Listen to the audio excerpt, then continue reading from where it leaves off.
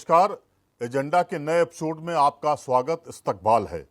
बिहार की राजनीति में चंद दिनों में तूफान आ गया है। चुनाव आयोग ने मतदाता सूची में पुनरीक्षण के आदेश क्या जारी किए, पूरा का पूरा विपक्ष हमलावर हो गया है।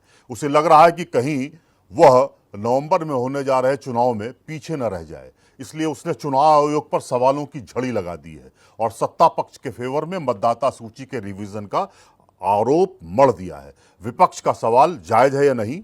चुनाव से पहले रिवीजन होने का प्रोटोकॉल नहीं है क्या?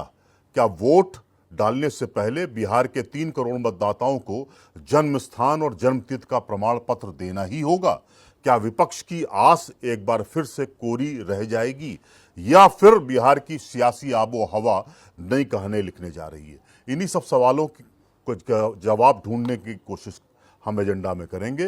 एजेंडा में हमारे साथ पटना से 2 मेहमान जुड़ रहे हैं। पहले मेहमान भाजपा के प्रवक्ता मनीष पांडे जी, आप थोड़ी देर बाद जुड़ेंगे। दूसरे मेहमान कांग्रेस के प्रवक्ता कमलेश मंडल जी होंगे।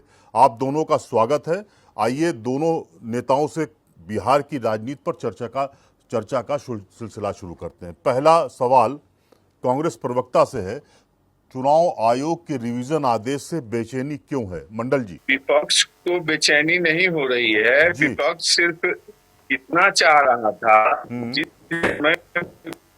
नहीं, कहाँ मुश्किलें आ रही हैं? आपको कहाँ लगता है मंडल जी, कहाँ मुश्किल आ रही है? आपको लगता है मंडल साहब कहीं बेचैनी गहरा रही है क्या? और मुझे लगता है कि उनका संपर्क नहीं हो पा रहा, नेट की प्रॉब्लम है। बिहार में तो इस समय आबो हवा बिल्कुल पॉलिटिकल ही है, तो नेट का इशू तो आएगा ही, क्योंकि सभी लोग अपने ताने बाने बुन रहे हैं, चाहे वो आरजेडी हो, चाहे वो जेडीयू हो और चाहे भाजपा हो। कांग्रेस में भी तमाम कसमकस चल रही है कि वास्तव में कितनी सीटें ली जाएं, कितनी न ली जाएं। हमें लगता है कि भाजपा और नीतीश के बीच में एक प्रॉपर गठबंधन मुझे लगता हो गया है। सीटों का बंटवारा भी ऑलमोस्ट फाइनल सा हो गया है। बताया जा रहा है कि 103 के आसपास नीतीश की पार्टी जेडीयू लड़ेगी और 101 के आसपास या 102 के आसपास भाजपा लड़ेगी। उसमें कुछ सीटें 25 और 30 के आसपास चिराग पासवान को दी जानी है और जितेंद्र राम मांझी को और उपेंद्र कुशवाहा को 5 से 6 और 4 से 5 सीटें दी जानी हैं। अब ये कॉम्बिनेशन भाजपा गठबंधन का बन रहा है, वो कितना कामयाब होगा ये तो वक्त बताएगा। लेकिन ये बात तो आप ये मान के चलिए कि मुश्किल दोनों तरफ से है। अगर मुश्किल ना होती दोनों तरफ से तो ऐसी बेचैनी ना होती। और कल जिस तरह से पटना में गांधी मैदान में जिस तरह से रैली हुई है, वो मुसलमानों को गोलबंद करने की जिस तरह की रैली हुई, उसने भाजपा नीति गठबंधन को मुश्किल में डाल दिया है। कहीं ना कहीं उनको लगता है कि इमारतें सरिया जो है उसके सहारे मुसलमानों का पूरा वोट सीधे सीधे तेजस्वी और कांग्रेस के फेवर में न चला जाए। उस पर कतर व्यूह चल रही है। नीतीश बाबू को भी लगता है कि हमको भी कुछ मुसलमान मिल जाए और चिराग पासवान को भी ये लगता है कि हमको भी कुछ मुसलमान मिल जाए। भाजपा में इस तरह की कसमकस नहीं है, क्योंकि भाजपा ये मानती है कि मुसलमान बहुत हमको नॉमिनल वोट देता है, 1-2%, 3%, इससे ज़्यादा वोट उनको नहीं मिलता है। भाजपा के कुछ नेता तो ये मानते हैं कि हमें मुसलमानों का वोट ही नहीं मिलता है। तो सीट वाइज ये अलग अलग तरीका हो सकता है वोटों को मिलने का, लेकिन मुसलमान तो एक बात सही है कि वो भाजपा को जहाँ हराता है, कोई हरा रहा होगा कैंडिडेट, उसी को वोट करता है। वो किसी के फेवर में या डिसफेवर वाली बात नहीं होती, वो तो वहाँ जाता है जहाँ भाजपा के कैंडिडेट हार रहे होते हैं। तो ये एक मुश्किल कार्य है और भाजपा का ये कह लीजिए कि भाजपा के लिए भी मुश्किल है। भाजपा ओबीसी के वोटों पर अपनी पूरी दावेदारी कर रही है। उसे लगता है अपर क्लास का वोट जो है, भूमिहार वोट, वो हमारा ही है, हमको ही मिलेगा। लेकिन बिहार का चुनाव काफ़ी इंटरेस्टिंग हो गया, इसमें कोई दो राय नहीं है। और इस तरह से इमारतें सरिया की जो रैली हुई या एक जलसा हुआ और उसमें विपक्ष ने जिस तरह से अपने को शामिल किया है, कहीं ना कहीं उन्होंने पर्दा हटा दिए और एकजुटता दिखाई है, उससे भाजपा और नीतीश बाबू को थोड़ा मुश्किल हो रही है। उनके दिमाग में एक कहीं ना कहीं डर सा हो रहा है, अगर एक अगर मुसलमान वोट तेजस्वी की तरफ चला गया तो थोड़ा सा मुश्किल जरूर होगी। लेकिन अब तेजस्वी को देखना है, तेजस्वी पूरी तैयारी कर रहे हैं और तेजस्वी मुझे लगता है आगे भी इस तरह की तैयारी करेंगे। मंडल साहब, मैं आपसे सवाल पूछ सकता हूं? जी बिल्कुल। जो चुनाव आयोग ने जिस तरह का आदेश जारी किया है कि 25 दिन में उन्हें ये काम कर लेना है, आपको लगता है कि हो जाएगा और ये इसमें जस्टिफिकेशन होगा? चुनाव आयोग ने जो भी फैसला किया है जी, वह कहीं न कहीं बीजेपी के प्रेशर में किया। अच्छा। वो लोग हमेशा, महाराष्ट्र चुनाव हुआ वहां वोटों में जो इन लोगों ने गड़बड़ी किया वही चीज जो है यहाँ पे भी करना चाहते हैं। क्योंकि ये लोग जो 11-12 दस्तावेज जो मांग रहे हैं जी, तो बिहार की गरीब जनता जो है लगभग ये इनमें से कोई भी डॉक्यूमेंट जो है उन लोगों के पास अवेलेबल नहीं होगा। ये लोग आधार को मान नहीं रहे हैं, वोटर आईडी को मान नहीं रहे हैं।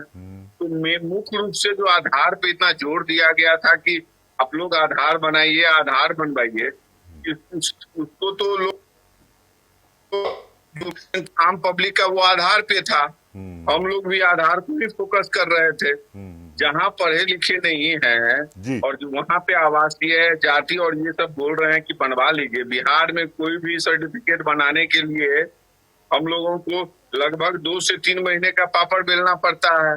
चढ़ावा जो होता है वो अलग होता है और डॉक्यूमेंट भी होता नहीं है। तो आम जनता डॉक्यूमेंट को पूरा कर पाएगी। तो कहीं की मंशा जो है स्पष्ट है कि बिहार के वोटरों का जो है वोट को चोरी किया हाल है। युवा इनको एक भी वोट करने नहीं जा रहे हैं। पलायन इस कर है बिहार में कि जो गरीब है, चरा ओबीसी एसटी माइनॉरिटी, इनको जी इनके दिमाग में है कि इन लोगों को काट दो, ये लोग का कुछ होना जाना है नहीं। तो इस चीज का फायदा उठा के जो है वो अपने वोटर को छोड़ के बाकी सबको काटने जा रहे हैं। मंडल साहब, 90 सीटें ऐसी हैं यहाँ पे बिहार। जी मंडल साहब, एक सवाल है कि 90 सीटें आपकी बिहार में ऐसी हैं जहां अगर 10 से 15 हजार वोट कट गया इस बार, तो ये माना जा रहा है कि महागठबंधन के लिए मुश्किल पैदा हो जाएगी। ये तो सर आप भी समझ रहे हैं और हम लोग भी समझ रहे हैं। जी जी जी। तो यदि इतने कम समय में यदि करवा पाने में ये सक्षम होते तो जो पिछले बार जो हुआ था गन्ना, हम लोग यहाँ पे बिहार में जो गन्ना हुई थी उसको करने में जो है कम से कम 6 से 8 महीना का समय लगा, जिसमें हम लोग की कोई भी डॉक्यूमेंट का डिमांड जो है नहीं किया जा रहा था। लेकिन अभी तो ये डॉक्यूमेंट मांग रहे हैं और ये कहाँ से उस चीज को कोई आदमी ला के देगा ऐसे समय में जब सारे पलायन के कारण घर से बाहर है गरीब जनता जो है। तो जो पढ़े लिखे हैं, जागरूक है, वो तो डॉक्यूमेंट दे भी देंगे।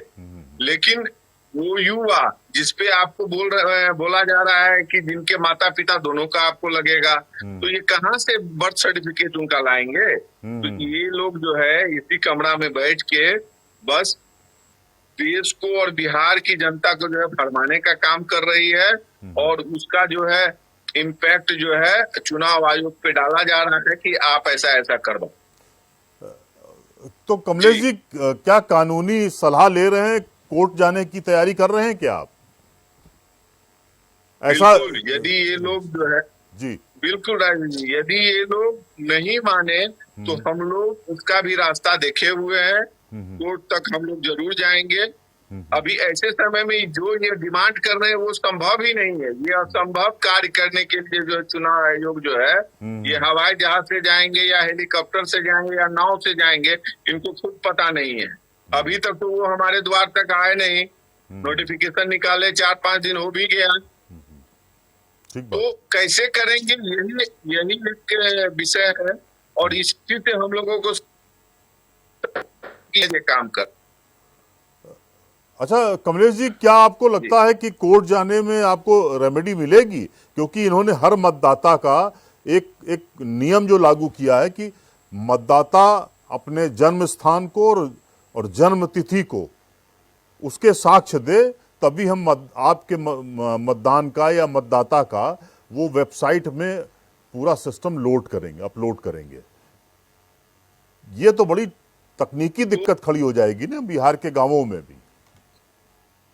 देखिए, पता नहीं ये जो है, ये लोग इस विषय पे राजी कैसे हुआ चुनाव आयोग, जब सब सारे सर्वदलीय बैठक भी हुआ 2-3 महीना पहले भी हुआ था, उसमें भी इन लोगों का ये कोई एजेंडा कि हम लोग जो है अभी इस चीज को करवाएंगे। तो ये एक खुराफात जिसको बोलते हैं कि इनके दिमाग में ये खुराफात जो है कि रातों रात आया कहाँ से। तो ये तो समझने वाली बात है ना राजेश जी कि ये चाहते क्या हैं। ये गरीब जनता और जो स्टूडेंट है उनके भविष्य के साथ खिलवाड़ करना चाहते हैं और उनके अधिकारों को छीनना चाहते हैं। बीजेपी इसमें माहिर है और उनको इनका सर्टिफिकेट मिला हुआ है जो उनके पास डाली है। जी राजेश कमलेश जी, इसमें तो जो भाजपा है और जेडीयू है, चिराग पासवान, ये सब लोग कह रहे हैं कि चुनाव से 4 महीने पहले ये तो होमवर्क होता ही है, ये प्रोसेस तो किया ही जाता है कि मतदाताओं की पहचान की जाती है कि भाई बहुत सारे मतदाता उस दौरान डेथ हो जाती है, 5 साल में तो ऐसा होता है, बहुत सारे मतदाता दूसरी जगह शिफ्ट हो जाते हैं। तो क्या अगर इस तरह का होमवर्क हम कर रहे हैं तो इसमें गलत क्या है?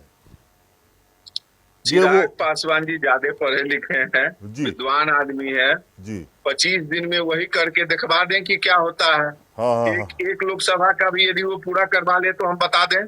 जी जी जी। तो ये लोग सिर्फ बोलना जानते हैं और धोखी जो ये लोग जो है, ये लोग आम जनता के लिए नहीं है, ये अपने परिवार के लोग। ठीक कह रहे हैं आप। वो तो ये लोग जो अभी आरएसएस और ये बीजेपी दोनों मिलके जो है खुलेआम बोल रहे हैं मनसा क्या है जी। लल्लू सिंह जी, अरविंद गोविल जी, ज्योति मिर्था, धर्मपुरी अरविंद, सम्मान बदल, अब सिंह चौहान जी भी बोल रहे हैं और विश्व शर्मा जी बोल रहे हैं कि संविधान से जो है प्रस्तावना और समाजवाद को जो धर्मनिरपेक्ष और समाजवाद को हटा दिया जाए।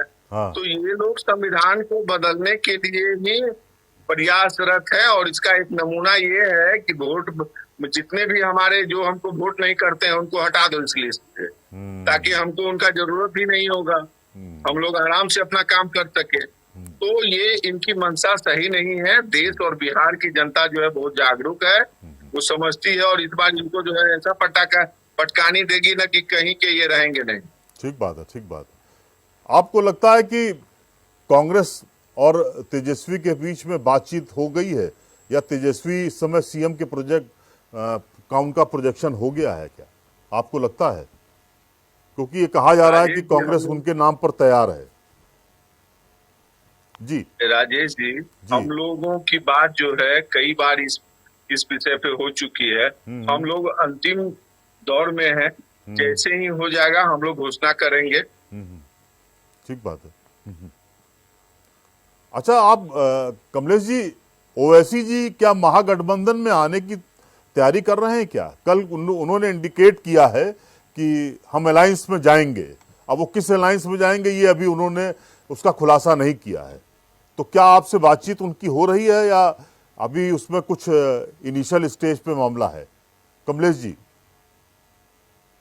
पिछली बार जो है ओबीसी जी ने जो है जी बिहार की जनता को ठगने का काम किया। कुछ सीटें उनको जो है आ भी गई थी जो पहला पहला बार वो अपना ट्रायल दिए थे बिहार में, जी। लेकिन अब जो है बिहार में उनका दाल गलने वाला नहीं है। यहाँ की जनता बहुत जागरूक है और मुस्लिम इस बार जो है पूरी तरह से यूनाइट है, और उनको वोट किसको देना है ये भी उनको अच्छे से पता है। तो उनकी अभी जो है किसी को जरूरत है नहीं, वो अपना जो भी कर रहे हैं, वो तो अभी चुनाव का समय है तो उनका काम है करना, तो वो अपना लगे हुए हैं। एक कल इमारते सरिया का जो रैली हुई है, जलसा कह लीजिए आप, विपक्ष ने उसमें एकजुटता दिखाई है काफी कुछ। भाजपा की तरफ से आज ये आरोप लगने लगे हैं कि पूरे चुनाव को विपक्ष जो है वो हिंदू मुस्लिम करने जा रहा है। अभी तक वो उन पर आरोप लगते थे, अब उन्होंने आरोप आप पर लगाए हैं। आपको क्या लग रहा है? चोर कोतवाल को हाँ। कोतवाल को डांटे, यही बात हो गई जी। आज तक तो वो जो है हिंदू का जो है चोला पहन के जो है सबको भरमावित करने का काम करते थे और बेवकूफ बनाने का काम करते थे, और अब जो है वही आरोप। बीजेपी हमेशा से अपनी गलती को दूसरे पे थोपने का काम किया है और उसी का फायदा वो हमेशा लेने का प्रयास किया, लेकिन इस बार उनका कोई भी भ्रम में पड़ने। ठीक कह रहे हैं आप। स्पष्ट जांच, उनको जो करना है 25 दिन में जांच कर लें, 20 दिन में कर लें, जितना वोटर लिस्ट हटाना है हटा दें, जोड़ना है जोड़ दें। महाराष्ट्र से जो सबक बिहार की जनता ऑलरेडी ले चुकी है कि इन लोगों ने वोट का चोरी किस तरह से किया। सीएम के क्षेत्र में जो है 5 महीने में वोटर लिस्ट में अच्छा कुछ 20 से लेके 50 की वृद्धि थी। तो कहीं बीएलओ जो है उन्होंने स्पष्ट आरोप लगाया था कि अनजान लोगों ने वोट डाला है, तो वो कहां से आ गया। मीडिया भी जो कह रही है कि हजारों फर्जी वोटर जिनका कोई पता नहीं था वहां वोट पड़ा। इलेक्शन कमीशन या तो चुप है या शामिल है। हमारा आरोप इलेक्शन कमीशन पे ये भी है, यदि वो इस तरह की काम कर रही है और किसी के बहकावे में या किसी के कहने पे ये कर रही है, तो ये इलेक्शन कमीशन को भी सोचना पड़ेगा कि उनके ऊपर भी कोई संस्था है, हम लोग वहां तक जाएंगे। राजेश जी, कमलेश जी, राहुल गांधी जी ने महाराष्ट्र में वोटों की चोरी के आरोप लगाए, यहाँ पर बिहार में भी अब वो उसी लाइन पे चल रहे हैं कि यहाँ पर ये आयोग ने जो फानन फानन में एक नया आदेश जारी किया है वो भी वो कह रहे हैं अव्यवहारिक है, अतार्किक है, क्योंकि 25 दिन में किसी भी स्टेट में मतदाताओं का पुनरीक्षण हो ही नहीं सकता है। चाहे उसमें ये भले उन्होंने कहा कि 99,000 लोगों को लगाया, बीएलओ को लगाया गया है, लेकिन उन्होंने इस पर सवाल उठाए कि ये काम हो ही नहीं सकता इतने 25 दिनों में।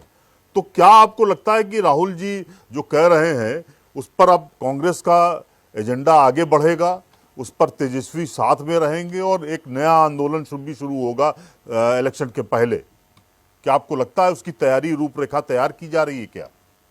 राजेश जी, नरेंद्र मोदी जी अब बिहारियों से उनका वोटिंग का हक छीनने की साजिश रच रहे हैं, जिसका हम लोग ये देख रहे हैं।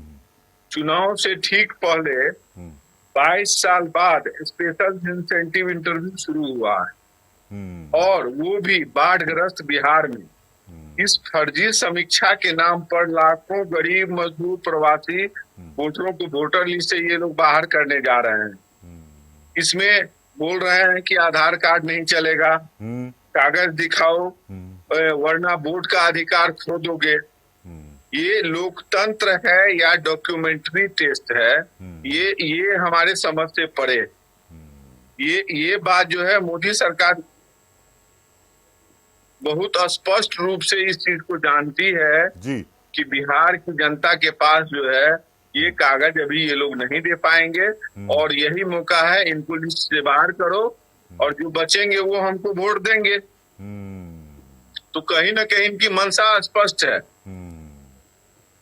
तो इस पे क्या कोई आंदोलन की रूपरेखा तैयार की जा रही है या केवल कोर्ट का ही विकल्प रखा जा रहा है? कमलेश जी, बिल्कुल, यदि ये लोग जो है इस चीज को सही तरीके से नहीं करेंगे, वो जी। तो स्वाभाविक रूप से समय है नहीं इनके पास, ये करेंगे कैसे? तो हम लोग आंदोलन भी करेंगे और कोर्ट का भी हम लोग जो है वहां तक जाने का काम करेंगे। कमलेश जी, एक बड़ा मौजूद सवाल इस इलेक्शन को लेकर भी है। प्रशांत किशोर जी अरविंद केजरीवाल के बाद अब मायावती के भतीजे आकाश आनंद ने भी बिहार में अपनी कदम ताल तेज कर दी है। तो ये जो तीनों लोग हैं, आपको लगता है कि कुछ इंपॉर्टेंट फैक्टर बनेगा चुनाव में? एक दोनों तरफ प्रॉब्लम करेंगे या केवल टेस्ट के लिए आ रहे हैं? ये लोग खुद के टेस्ट के लिए आ रहे हैं? बिहार जो है राजेश जी, बिहार पूरी तरह से जो है राजनीतिक परिक्षेत्र है। यहाँ पे लोग परीक्षण करने आते हैं, तो ये लोग ऐसे ही आए हैं, अभी अपना परीक्षण करेंगे, लेकिन इनको देने नहीं जा रहे। ये पूरी तरह से स्पष्ट है। और बिहार की जनता तो चुनाव के लिए इतनी जागरूक है, ये किसी से छुपा हुआ नहीं है। जी जी जी जी। प्रशांत किशोर को आप कितना हल्के में ले रहे हैं या बहुत कुछ महत्व है उनका इलेक्शन में? प्रशांत किशोर जी तो कॉरपोरेट सेक्टर की तरफ वर्क अपना कर रहे हैं। वो तो सैलरी बेस्ड एम्प्लॉय रखे हुए हैं। अच्छा। और उनसे जो है उनसे सारे जो है मीडिया कवरेज हो, चाहे न्यूज हो, चैनल हो, प्रिंट मीडिया हो, इलेक्ट्रॉनिक्स मीडिया हो, सारे को वो जो है अपने हिसाब से जो है टेकल करते हैं। यहाँ तक मैं अभी अपने क्षेत्र में था तो पता चला कि वो करते क्या है कि जो पीले रंग की गाड़ी वो जो आजकल चलवा रहे हैं और हम लोग जो देख रहे हैं रोड पे, वो उनका कहना है कि आ जाओ इसमें शामिल हो जाओ, मोटरसाइकिल का तेल जो है हम देंगे, अपना गाड़ी का कलर जो है हमसे करवा लो। तो वो करवाने के बाद 1 महीना बीतने के बाद उनका तेल बंद हो जाता है और वो गाड़ी का कलर जो रहता है वो पीला का पीला रह जाता है। तो हम लोग देख रहे हैं कि प्रशांत किशोर जी जो है वो दिख रहे हैं, जबकि वो बेवकूफ बनाने का काम कर रहे हैं। ठीक बात है। कमलेश जी, आपको क्या लगता है कि इस बार बिहार की जनता नया चेहरा देगी या फिर आपको लगता है कि कुछ मोनोटोनस जैसे 20 साल से चला आ रहा है वैसे ही चलता रहेगा? नीतीश बाबू को इस बार पूरी तरह से जो है गठबंधन तैयार है। हम लोगों की सरकार बनने जा रही है, इसमें कहीं से कोई दो राय नहीं है। और बिहार की युवा जो है, जो बेरोजगारी से बेहाल है, बिहार की गरीब जनता जो पलायन से बेहाल है, वो कहीं ना कहीं इस बार जो है नीतीश कुमार की 20 साल की सरकार को बदलने जा रही है। क्या ये डर जो दिखाया जा रहा है भाजपा और जेडीयू के द्वारा कि फिर माफिया राज लौट आएगा बिहार में, तो क्या उसको आप नकार रहे हैं या उसमें कहीं ना कहीं कुछ आशंकाएं देख रहे हैं कि कुछ माफियागिरी होगी? राजेश जी, सही मायने में तो गुंडा राज अब चल रहा है इनके बीच। 5 साल छोड़ दीजिए नीतीश जी का शासन को, तो 15 साल जो है गुंडा राज में ही इनका शासन काल बीता है। और अपने कुर्सी को पकड़ के इतने कस के पकड़े हुए हैं ये कि उनको छोड़ने का नाम नहीं ले रहे हैं। और इसके अलावा बिहार की जनता के लिए इनके पास कुछ नहीं रह गया है। इनको बस कुर्सी पकड़ के रहना है, इसके अलावा वो कुछ नहीं कर रहे हैं। बिहार में अपराध किस कदर है वो किसी से छुपा हुआ नहीं है। बिहार का क्राइम रेट कितना बढ़ गया है ये छुपा हुआ नहीं है। यहाँ हर दिन जो है 4 लड़कियों का बलात्कार हो रहा है, ये किसी से छुपा हुआ नहीं है। हर दिन जो है कोई ना कोई मर्डर यहाँ पे हो रहा है, ये छुपा हुआ नहीं है। पलायन इस कदर है कि मोदी जी आके जो है नया ट्रेन देके जा रहे हैं। तो ये पूरी तरह से भ्रष्ट सरकार है। इनका नाम डबल इंजन की सरकार है, लेकिन ये डबल तेजी से जो है बिहार को गर्त में ले जाने का काम कर रही है। अच्छा, तो कमलेश जी, ये 2 डिप्टी सीएम हैं, सम्राट जी और सिन्हा साहब, ये इनका कोई रोल है नहीं क्या इस सरकार में? नीतीश जी तो अकेले सरकार चलाने में विश्वास रखते हैं। सारा जो इम्पोर्टेंट मंत्रालय है वो उन्हीं के पास रहता है। इन लोगों को बस आदेश आया कि 2 उप मुख्यमंत्री बना दिए, एगो लेफ्ट में एगो राइट में। किसी का ना कुछ आना है ना जाना है। ये लोग भी तरह रहते हैं कि कहाँ हम किनके फेर में पड़े हुए हैं। अब जो है इनको हटा के फेंकेंगे तो हम लोग अब मेन स्ट्रीम में आएंगे। तो ये लोग तो वो खिचड़ी पका रहे हैं। ठीक कह रहे हैं आप। तो क्या कमलेश जी, पप्पू यादव जी आपके पार्टी में विधिवत लौट आए हैं और आपकी तैयारी करा रहे हैं वो चुनाव की, कांग्रेस को? अजय जी, अभी तक पप्पू जी पार्टी में ही बने हुए हैं, उनके बाहर जाने की घोषणा अभी नहीं हुई है। जी। तो कह सकते हैं कि पप्पू जी अपना काम कर रहे हैं इंटरनल रूप से, और जहां जहां पार्टी की जरूरत होती है वो रहते भी हैं। कमलेश जी, महागठबंधन ने जो अभी हाल फिलहाल जो 6 महीने पहले जो सर्वे कराया था, उसमें आपको कहीं ना कहीं एज मिलते हुए दिख रही है, तेजस्वी को एज मिलते हुए दिख रही है। तो क्या ये अभी भी कंटिन्यू है एज की बात, या फिर उसमें थोड़ा डंट मारा है भाजपा ने और जेडीयू ने? ये लोग डेंट के लिए ही प्रयास कर रहे हैं। चुनाव आयोग को जो आगे किए हैं जी। उसमें सेंधमारी का प्रयास कर रहे हैं, लेकिन इनसे कुछ होगा नहीं।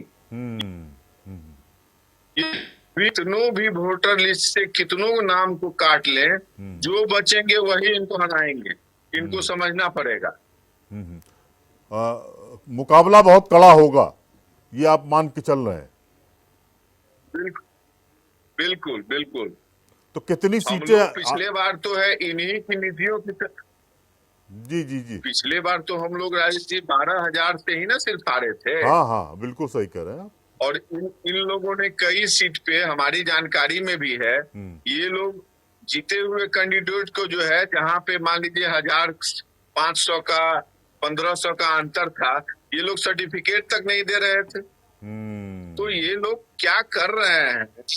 सरकार में रह के सरकार की नीतियों को ये लोग किस तरह से लागू करते हैं और किस तरह से तोड़ते हैं, इनसे बेहतर कोई नहीं समझ सकता। ठीक कह रहे हैं आप। तो आपकी तरफ से क्या प्लान? आप कांग्रेस कितने सीटों पे लड़ने जा रही है लगभग, पहले से ज्यादा कि इस बार कम? नहीं, पर हम लोग पिछले बार 70 सीटों पे लड़ने का काम किया था, और इस बार भी हम लोगों की मांग वही है जी। लेकिन गठबंधन में आप जब हैं, और एक मुकेश सहनी जी पिछले बार चले गए थे, इस बार हम लोगों के साथ है, तो कहीं ना कहीं उसका असर पड़ेगा। तो सीट का कुछ हो सकता है, कुछ हो। हाँ, मतलब कुछ हो सकता है कि 10-5 सीटों का इधर उधर हो बस। बिल्कुल, वो सभी को वो सहना पड़ेगा। वो तो नेचुरली, यदि कोई गठबंधन में एड ऑन हो रहा है तो उनको तो इसी से न जाना है। हाँ बिल्कुल जाना है। 43 से तो बढ़ेगा नहीं। जी जी जी जी। मतलब तैयारी आपकी बिल्कुल फुल प्रूफ है इस बार, लगता है। हम लोग 243 सीट पे, जितने भी गठबंधन के दल हैं, 243 सीट पे सारे दल एक साथ मुस्तैदी से तैयार हैं कि हम लोग इस बार करारा जवाब मिलेगा। तो राहुल जी कब से चुनाव अभियान की शुरुआत करने जा रहे हैं? अब चुनाव आयोग जो है वोटर लिस्ट का छटनी कर लें। हाँ। और नया वोटर लिस्ट जो है, ये लोग ये तो हास्यास्पद है कि चुनाव आयोग इस चीज के लिए मान कैसे गया कि हम लोग इतने जल्दी में कर लेंगे। इन लोगों के पास लगता है कि नई कोई जो है एआई टेक्नोलॉजी आ गई है कि घर घर पहुंच के सारे डॉक्यूमेंट को ये पूरा कर लेंगे। तो अभी हम लोग एआई पे बहुत ज्यादा देख रहे हैं कि क्या हो रहा है, तो ये लोग उसी पे सारा काम करने वाले हैं और चुनाव भी करवाने वाले। हाँ, हो सकता है कि आर्टिफिशियल इंटेलिजेंस जो है वो 25 दिन में सब मतदाता सूची को फाइनल कर दे। हो सकता है रिवीजन फाइनल हो जाए। नहीं करने जा रहे हैं, ऐसा लगता है। हाँ नहीं, क्योंकि शर्तें उसमें इतनी ज्यादा डाल दी हैं। शहरी मतदाता तो इन शर्तों को पूरा कर भी सकता है, लेकिन मुझे लगता है कि गांव और कस्बों का जो मतदाता है वो कहाँ से बहुत सारी चीज़ें लानी है उनको। भाई कहाँ से वो अपना जन्म स्थान बताएगा, कहाँ से वो अपनी जन्म तिथि बताएगा, माता पिता का भी नाम बहुत एसेंशियल है, अगर वो नहीं रखेगा तो उस पर उसका नाम कट सकता है। तो ये सब चीज़ें जो शर्तें लगाई गई हैं उस पर कहीं ना कहीं मुझे लगता है तेजस्वी जी को ऐलान करना चाहिए कि जो चीज़ हो रही है वो गलत हो रही है। नहीं, प्रेस कॉन्फ्रेंस तो हुई थी, मैं भी था वहां पे मौजूद, तो उन्होंने तो स्पष्ट कहा था प्रेस कॉन्फ्रेंस में। नहीं कमलेश जी, जिस तरीके से और जिस शिद्दत से राहुल जी इसका विरोध कर रहे हैं और वो बिल्कुल सच्चाई बता रहे हैं, वो जो तेवर है वो महागठबंधन के अन्य नेताओं में नहीं दिख रहा, उस तरह का तेवर। क्या वजह है? राहुल गांधी तो एक ही है राजेश जी, जी। वो दूसरा हो नहीं सकता है। ये देश की जनता और हम लोग अच्छी तरह से जानते हैं नहीं कि नहीं वो किस मिट्टी के और किस खून के बने हुए हैं। जी जी जी बिल्कुल। तो इस बार कमलेश जी मुझे लगता है नीतीश बाबू के लिए बड़ा मुश्किल सबब है। इस बार वो रिपीट करने नहीं जा रहे हैं, बिहार की जनता उनको नकार चुकी है। जी। जो उनके चेहरे पे आजकल हम लोग जो सिकन और जो तनाव देख रहे हैं, हाँ। और इनकी जो कार्यशैली और प्रणाली थी पहले की, हाँ। वो कहीं ना कहीं जो है छूट रहा है, उनसे मैच नहीं खा रहा है। उनके बॉडी लैंग्वेज से और उनकी जो सामने का अपीयरेंस है, दोनों मैच नहीं कर रहा है। तो कहीं ना कहीं अब उनको भी समझ में आ गया और उनको जाना भी चाहिए। लेकिन कमलेश जी, नीतीश कुमार जिस तरह से एक्ट कर रहे हैं, तो आपको क्या लगता है कि उनका बेटा आ रहा है क्या राजनीति में, या चुनाव से ऐन मौके पर पहले वो आपके साथ तो नहीं आ जाएंगे? उसकी तो संभावना अभी नहीं है, लेकिन राजनीति में कहते हैं ना, कभी भी कुछ भी हो सकता है, तो उसे इनकार भी नहीं किया जा सकता है। हाँ, क्योंकि वो उनको आप भी कहते रहे, भाजपा भी कहती रही कि वो पलटू राम है, पता नहीं कब किस मौके पे वो पलट जाएं। हालांकि वो इस बार बार बार वो कह रहे हैं कि अब हम कहीं छोड़ के जाने वाले नहीं हैं। भाजपा के नेताओं को बहुत वो आश्वासन दे रहे हैं कि हम कहीं जाएंगे नहीं, अब आप ही के साथ रहेंगे। तो ये उनका दर्द भी, या कह लीजिए मर्म भी, उनका बार बार सामने आ रहा है। आपका क्या लगता है कि वो तो कहीं ना कहीं ऐसा ना हो कि वो चुनाव के 1-2 महीने पहले वो आपके साथ आ जाए? ये संभावना से इनकार नहीं किया जा सकता है। वो नीतीश जी हैं, कुछ भी कर सकते हैं। हाँ हाँ, 20 साल से सत्ता में इसीलिए बैठे हुए हैं शायद। वही कह रहा हूँ कि 40 सीट लाके भी यदि वो सत्ता में बने हुए हैं तो वो नीतीश जी ही हैं। बाकी और किसी में वो शक्ति नहीं है कि वो रह सके सत्ता में। कमलेश जी, जैसे हरियाणा का और महाराष्ट्र का चुनाव था, ये माना जा रहा था विपक्ष जीतने की स्थिति में है। हरियाणा में तो ऑलमोस्ट ये माना जा रहा था कि कांग्रेस जीत रही है, लेकिन ऐन मौके पे वो हार गई। कहीं प्लानिंग में उसको चूक हो गई। महाराष्ट्र में भी लगता है कहीं चुनाव की जो तैयारी थी या रूपरेखा थी या कह लीजिए प्लान था, वो पूरा कहीं डिस्टर्ब हुआ और उसके चक्कर में भाजपा फिर से जीत गई। तो क्या बिहार में इस तरह की कोई आशंका तो आप नहीं देख रहे हैं, इस तरह की कोई गड़बड़ तो आपको नहीं आखिरी में हो जाए? राजेश जी, ये लोग तो पूरी तैयारी कर ही रहे हैं, लेकिन इस बार हम लोग भी मुस्तैद हैं कि इनकी जो मंशा है, हाँ। बिहार की जनता को ठगने की, वो हम लोग इस बार ठगने नहीं देंगे। हम लोग छत्तीसगढ़ भी जीतने वाले थे, लेकिन ये लोग कुछ न कुछ जो है आम जनता को भरमाने के लिए जो एक्ट कर सकते हैं, वो ये लोग किसी भी हद तक जाके वो चीज करते हैं। अब ये बिहार की जनता और देश की जनता समझ चुकी है कि ये बीजेपी चुनाव जीतने के लिए किसी भी हद तक जा सकती है और कुछ भी कर सकती है। तो हम लोगों के संज्ञान में भी ये चीज है कि बीजेपी चुनाव जीतने के लिए कुछ भी कर सकती है। तो इनको यदि नहीं रास्ते लगाया गया तो ये सारे आम जन को, जो भी गरीब गुरबा जो भी है, उसको ये निपटाने का ही काम करेंगे। ठीक बात कह रहे हैं आप। इसका मतलब आने वाला वक्त जो है बड़ा कठिन है बिहार के लिए, पॉलिटिकल पॉइंट ऑफ व्यू से देखा जाए अगर। बिहार से ही एक क्रांति की जो ज्वाला होती है, हमेशा से उठने का काम किया। तो इस बार भी जो है ये ज्वाला यहीं से उठेगी, और जहां जहां चुनाव आने वाले समय में होने वाले हैं, वहां इनको पटखानी देने का काम जो है वो स्वतः होने लगेगा इनके साथ। मोदी साहब ने अब इनिशिएट शुरू कर दिया, वो कुछ कार्यक्रम भी आ रहे हैं, विकास की परियोजनाओं को भी समर्पित कर रहे हैं जनता को। अब मुझे लगता है कि वो 1 महीने के बाद पूरी तैयारी में आ जाएंगे। आपको क्या लगता है कि मोदी फैक्टर कहीं काम करने वाला है इस बार बिहार में फिर? मोदी फैक्टर तो लोकसभा चुनाव में ही खत्म हो गया रहे जी। जी। अब कहाँ, हम्म। यदि 20 सीट भी और हम लोग जीत के ले आते तो जी। उनकी सरकार क्या बन पाती?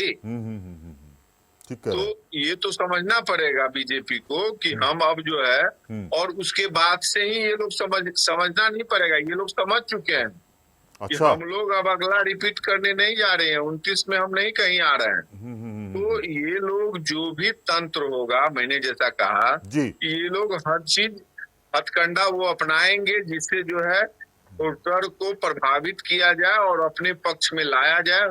उसके लिए इनको जो भी करना पड़ेगा वो करेंगे। बहुरूपिया तो वो है ही कि जिस जहां जाते हैं उसी एक्टिंग में वो अपने आप को ढाल लेते हैं। तो वो किसी से छुपा हुआ नहीं है। वो हम लोग एक सिनेमा देखा करते थे राजा बाबू गोविंदा का, जी। उसमें पोस्टर दीवार पे सारे टंगे हुआ करते थे, जिसमें सारे रोल जो है पुलिस का, वकील का, जज का, आपको डॉक्टर का, सारे जो एक्ट हैं वही एक गोविंदा उसका फोटो खिंचा हुआ था उसका।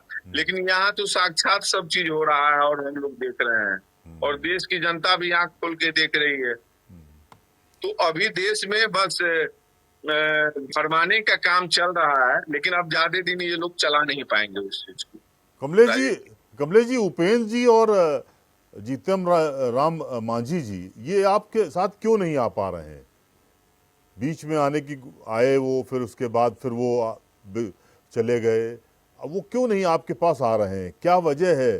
कहीं उनका अपना स्वार्थ है या कुछ और वो प्लान करके आगे बढ़ रहे हैं? क्या मुश्किल है बिहार में इन दोनों नेताओं को? आपके साथ वो नहीं आ रहे हैं। जी। जीतन राम मांझी जी जो है परिवार से बाहर निकलने वाले व्यक्ति नहीं, चाहे वो चिराग पासवान हो, चाहे जीतन राम मांझी हो, चाहे उपेंद्र कुशवाहा जी हो। इन लोगों को जहां मौका मिलेगा अपने परिवारों को बढ़ाने का काम करेंगे।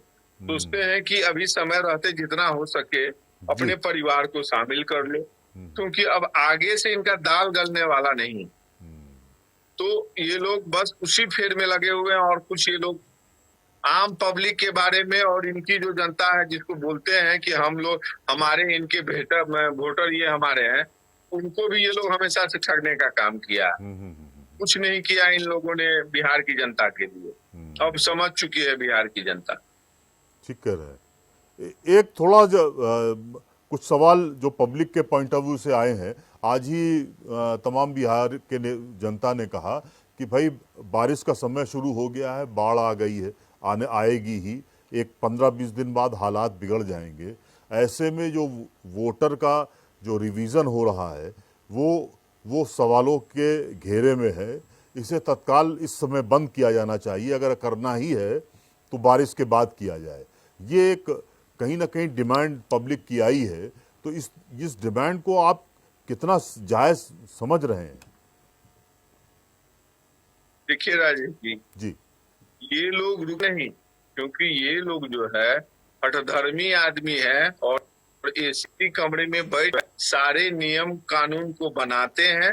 जैसा कि मैंने कहा कि एआई वाला अभी चल रहा है, तो ये लोग किसी का सुनेंगे नहीं। आम पब्लिक का हो चाहे राजनीतिक दल का हो, ये किसी का सुनने वाले नहीं है। ये लोग बस अपने जो भी फैसला लिए हैं उस पे थोपने वाले हैं और उसी पे आगे बढ़ने वाले हैं, जिसको हम लोग छत्तर बोलते हैं बिहार में, वही है ये। ठीक कह रहे हैं आप।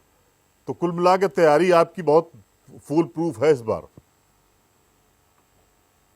हम लोग पूरी तैयारी के साथ हैं इस बार। 243 सीट पे सारे गठबंधन के साथी जो हैं बहुत मजबूती के साथ अपना काम कर रहे हैं। हम लोग जनता के बीच में हमें जा रहे हैं। 2500 की योजना जो है वो हमारी महत्वाकांक्षी योजना है। हम लोगों ने और भी कई वादे किए हैं जिनको हम लोग पूरा करेंगे। कमलेश जी, पार्टी तो अन्य राज्य में जहां कमलेश जी, मोटी 2-3 योजनाओं पर आपका क्या फोकस रहेगा और वो किस तरह से बिहार की जनता को आकर्षित करेंगी?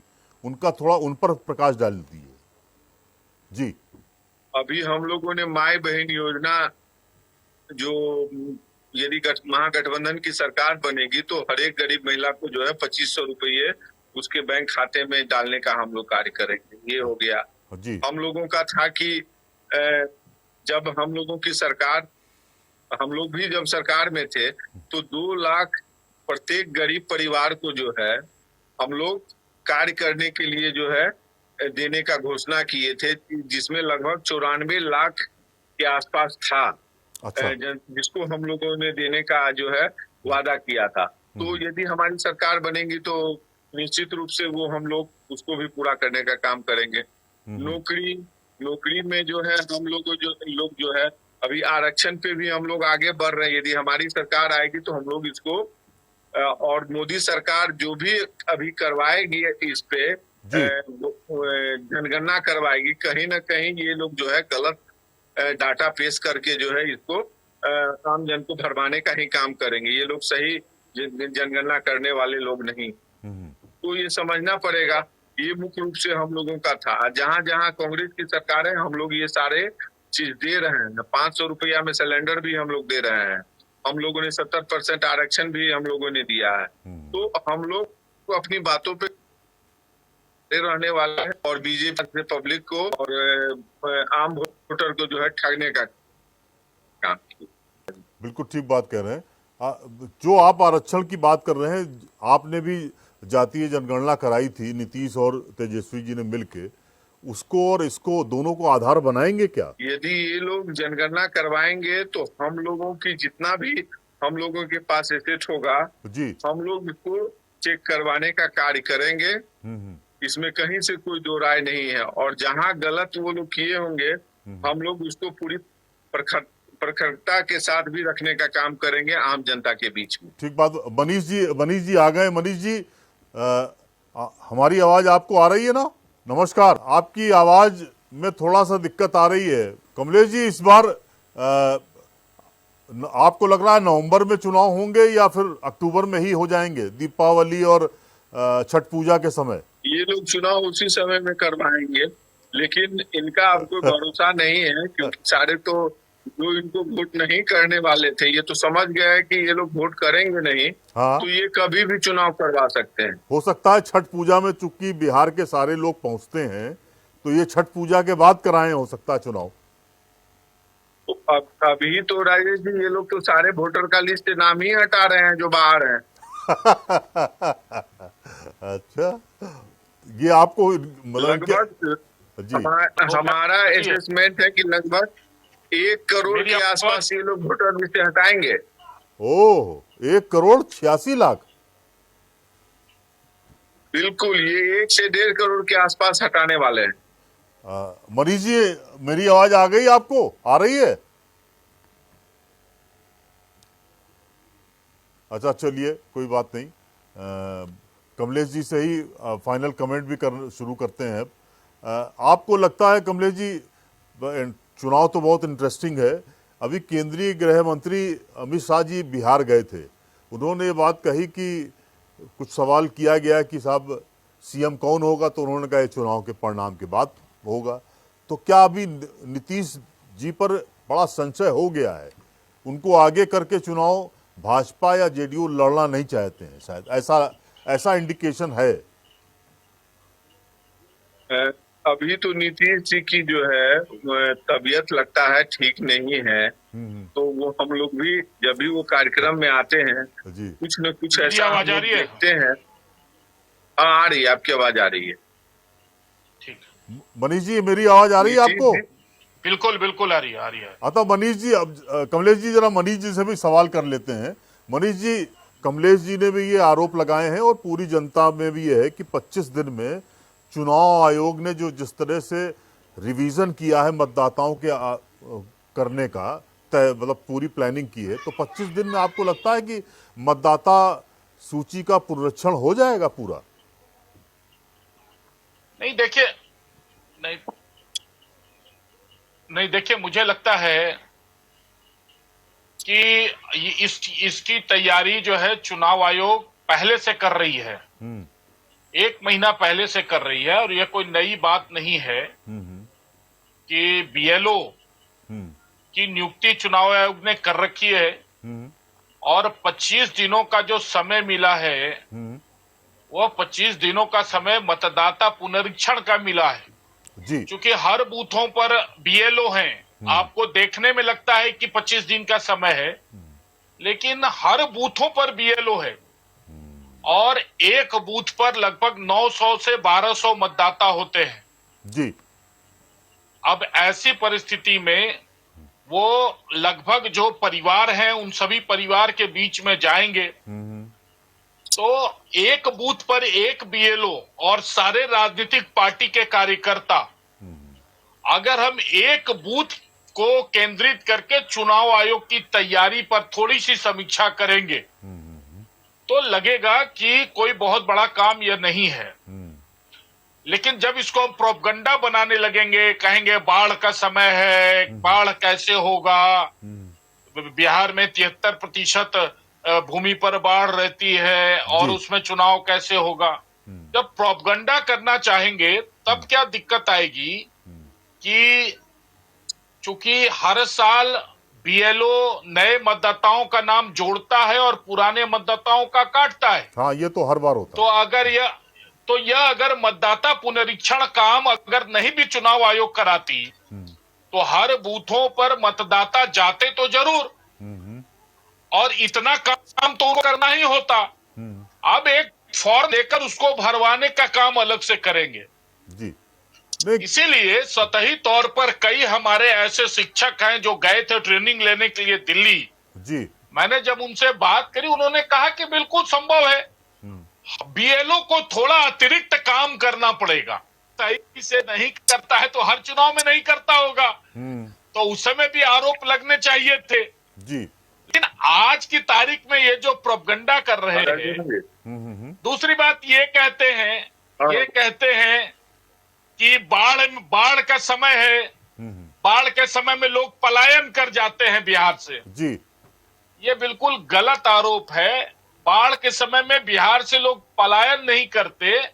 बाढ़ के समय में यानी कि मानसून के समय में तो बाहर से लोग बिहार आते हैं खेती करने के लिए और जिस इलाके में बाढ़ रहता है उस इलाके में लोग अपने घर आते हैं, जान माल मवेशी को ऊंचे स्थान पर ले जाके अपने परिवार को सुरक्षित रखने के लिए आते हैं। तो ये जो मानसून का समय है ना, मानसून के समय में जो भी बिहारी जहां रहते हैं अपने अपने घर आ जाते हैं। तीसरी बात मैं बताऊं, जी डॉक्यूमेंट्स की बात अगर आती है तो बिहार में 6 करोड़ 15 लाख जनधन खाते खुले हुए हैं। अब आप सोचिए 6 करोड़ 15 लाख लोगों का जनधन खाता ऑलरेडी खुला, उसकी दिक्कत आएगी। आप जरा खुद इस बात को समझिए, जनधन खाते खुले हुए हैं। जी अब जो 11 प्रकार का जो मांगा जा, आधार कार्ड है, पता है, आपको बैंक अकाउंट है, खतियान है, ड्राइविंग लाइसेंस है, पासपोर्ट है, इस प्रकार की चीजें हैं। तो आज अगर आयुष्मान कार्ड किसी को बनवाना हो, जी आज अगर केंद्रीय योजना का लाभ लेना हो, बैंक से लोन लेना हो, तो सारे डॉक्यूमेंट्स लोग उपलब्ध कराते हैं या नहीं कराते हैं? कमलेश जी, मनीष जी, तो आपकी बात पर कुछ कमलेश जी काउंटर करना चाह रहे हैं। हाँ कमलेश जी बताइए, कहिए। घर बात तो सही बोल रहा है, हाँ लेकिन सारे जो है घर छोड़ के रोड पे जो 4 लेन पे जो अपना बसेरा बसा लेते हैं, हाँ तो उसमें वो डॉक्यूमेंट का जांच गांव में उसके घर पे जाके कैसे होगा? कमलेश जी, आपने तो देख ही लिया है कि मनीष जी अपनी अपनी बात रख रहे थे। मुझे लगता है कि भाजपा शायद अपने उसी पुराने स्टाइल में आएगी, लेकिन आपने जो तार्किक बातें रखी हैं कि बीएलओ कितने भी हो जाएं, लेकिन मतदाता सूची का पुनरीक्षण कार्य 25 दिन में तो समाप्त हो ही नहीं सकता है। एआई भी अगर आ जाए तो भी नहीं कर सकता है, क्योंकि भौगोलिक दृष्टि से बिहार कोई बहुत छोटा प्रदेश नहीं है, बहुत बड़ा प्रदेश है। तो ऐसे में बहुत समस्याएं हैं, धरातल पे बहुत सारी समस्याएं आएंगी और आ रही हैं। तो उस परिप्रेक्ष्य में मुझे लगता है कि आपने बहुत सारी बातें रखी हैं और आप फाइनल कमेंट हमको ये आपसे जानना था कि ये जो प्रोजेक्शन की बात कर रहे हैं मनीष पांडे जी, क्या आपको लगता है ये उचित है इस दौर पे? ये तो बिल्कुल तर्कहीन बात है कि उस समय अभी खेती का समय, ये बात तो वो सही बोल रहे हैं कि हो सकता है कि वो लोग गांव लौटे, लेकिन गांव लौटने भर से जो है उनका डॉक्यूमेंट नहीं बन जा रहा है ना। हाँ हाँ, बिल्कुल सही, बिल्कुल सही, आपने सही बात कही। एक फाइनल कमेंट बिहार में, जी जी जी, हाँ कैरी ऑन सर। बिहार में इतनी जटिल है, हम लोग ब्लॉक में कोई भी काम करने के लिए जाते हैं तो कितना हम लोगों को पापड़ बेलना पड़ता है। अभी ऑनलाइन हो गया है तो ऑनलाइन तो लोग कर लेते हैं, लेकिन वो सर्टिफिकेट इशू करने में बहुत सारा परेशानी है। और अभी तो छुट्टी उट्टी ये सब काट कूट के नहीं हो, एगो डॉक्यूमेंट बनाने में ये लोग महीना दिन बिता देते हैं, तो कहाँ से ये लोग करेंगे। ठीक बात है। मैं कमलेश जी आपसे एक फाइनल कमेंट लेना चाह रहा था। जो मुस्लिम वोटों की जो गोलबंदी कल पटना के गांधी मैदान में की गई, उसका मैसेज आप क्या समझ रहे हैं, पूरे देश में जाएगा या कहीं कहीं कहीं चीजें और दूसरे मोड में जा रही हैं? नहीं, निश्चित रूप से जो है ये तो पूरे जो जिसपे ये लोग कल किए मीटिंग गांधी मैदान में, तो वो पूरे देश के लिए ही था और उसका विरोध जो है पूरे देश में, जिसका वो लोग यहाँ से जो है अभी चुनावी माहौल में बिहार है तो ये लोग यहाँ उस चीज को करना सही समझे। और हमको लग रहा है कि बाहर से भी, अदर स्टेट से भी बहुत आदमी यहाँ पे आए थे। ऐसा नहीं था कि सिर्फ बिहार के ही नेता यहाँ पे या आम पब्लिक पहुंचे हुए थे, पूरे देश से आए थे। कहीं ना कहीं इम्पैक्ट इसका पूरे देश पे पड़ेगा। बिल्कुल बिल्कुल, है ना। तो अब एक फाइनल कमेंट आपसे जानना चाह रहे थे कि इस पूरे चुनाव में आपका महागठबंधन कितनी सीटें जीतने जा रहा है?